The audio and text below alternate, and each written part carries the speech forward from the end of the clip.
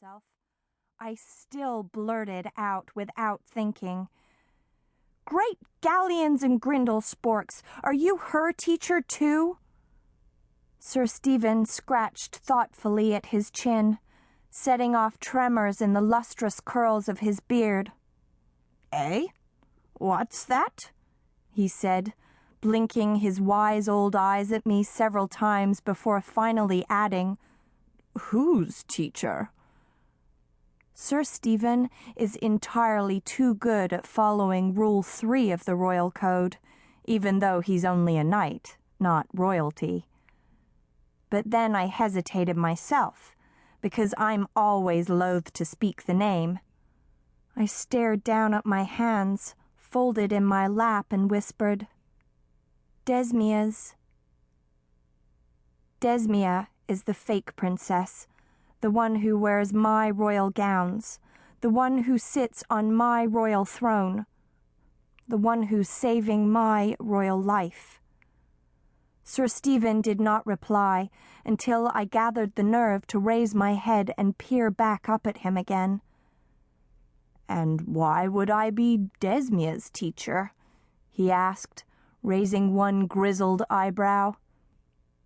He wasn't going to make this any easier for me than conjugating Latin verbs, solving geometry proofs, or memorizing the principal exports of Xenoton. "Because you know how to train royalty and—" "She's not royalty," Sir Stephen said patiently. "But she's pretending to be, and if she has to keep up appearances to throw off and confuse the enemy, then doesn't she have a tutor too?" I cannot remember when I found out about Desmia, any more than I can remember when I found out about myself.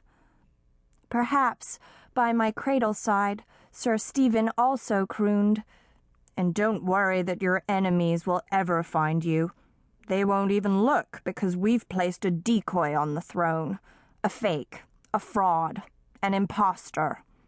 If the evil ones ever try to harm Desmia, we will find them out. We will roust them. And then we can reveal your existence, and the kingdom will ring with gladness to have its true princess back, safe and unscathed." When I was younger, I used to play-act the ceremony I planned to have for the girl Desmia when the enemy was gone and the truth came to light. I'd play both roles, out in the cow pasture, kneeling and humble as Desmia, standing on the wooden fence to attain proper royal stature when I switched to playing myself. "I, Princess Cecilia Aurora Serindia Marie, do hereby proclaim my gratitude to the commoner, Desmia, for all the kingdom to see," I'd intone solemnly, balanced on the fence rails. Then I'd scramble down and bow low, though keeping a watch out so that neither my knees nor my forehead landed in a cowpat. "Oh, Princess," I'd squeak out as Desmia, "it is I who ought to be thanking you for allowing me the chance to serve my kingdom to ensure your safety.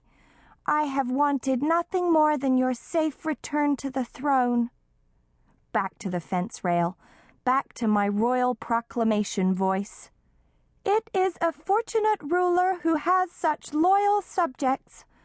In honor of your service, I grant you 1/10 of the royal treasury," I'd say. Sometimes the reward was, "Land on the Calbrinian coast," or "My best knight's hand in marriage," or "The services of your favorite dressmaker for a year." But somehow, it never sounded right. What was the proper reward for someone who had risked her life to save mine? What was the proper reward for someone who'd already gotten to wear silks and satins while I wore rags?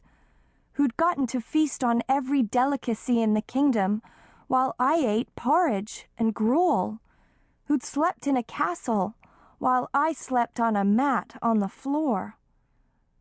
Wasn't it reward enough that she'd gotten to live the life that was rightfully mine?